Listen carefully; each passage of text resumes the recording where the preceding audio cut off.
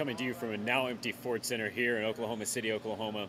I'm Ross Taylor, senior staff writer for the Maneater, and been with you all day at maneater.com on our tourney tracker blog for 2 days now.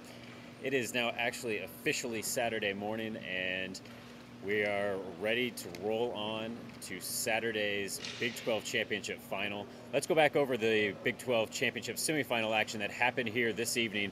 First game, of course, was number 9 Baylor actually upsetting yet another team, this time taking down number 5 Texas by a final of 76-70.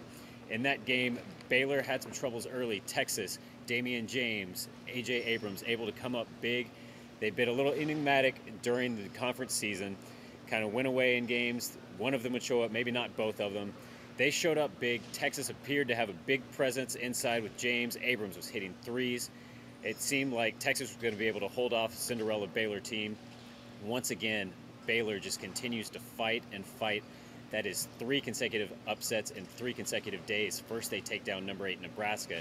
Then they shock the Big 12, taking down number 1 Kansas. Now number 5 Texas added to that list. Baylor fights back. Curtis Gerald comes up with 2 huge rebounds late in the game. They nail their free throws down the stretch. Baylor doing everything they have to do to win games like these. Don't forget, this was a team with big expectations before the season. Failed to meet them all season long, and now perhaps finally living up to that potential. Number 9 Baylor waits at the end of the rainbow for the winner of the second game of today's semifinals. That was, of course, between number 3 Missouri and number 7 Oklahoma State, and in a physical, fast-paced, high energy, and a lot of times ugly game. Missouri comes out on top 67-59, icing it away late with free throws. The Ford Center with 15,000 plus, absolutely charged up, pretty much all of it in orange. Lots of noise.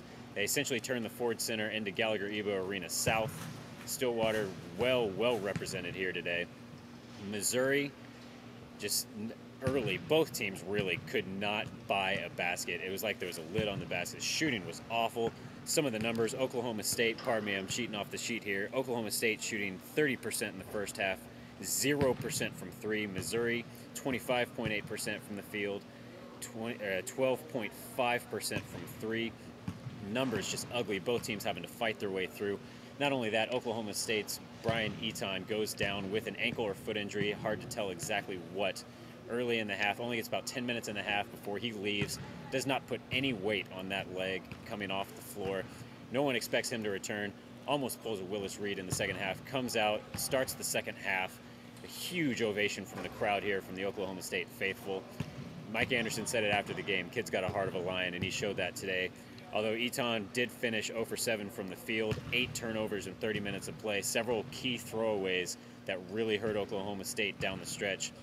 Once again, stop me if you've heard this before, but Zaire Taylor coming up huge in yet another big game. Like I said, in a game where Missouri really struggled shooting the ball, Zaire Taylor ends up 7 of 13, including 3 of 7 from the field. That's 19 total points, does it again. He said it afterwards that this is the situation you want to be in as a kid. He's found himself in that situation multiple times. Although there was no dramatic game winner like there was in Austin and in Columbia in the game against Kansas, obviously Zaire Taylor coming up big and helping will Missouri to 1 game closer. They are 40 minutes of winning basketball away from a Big 12 title.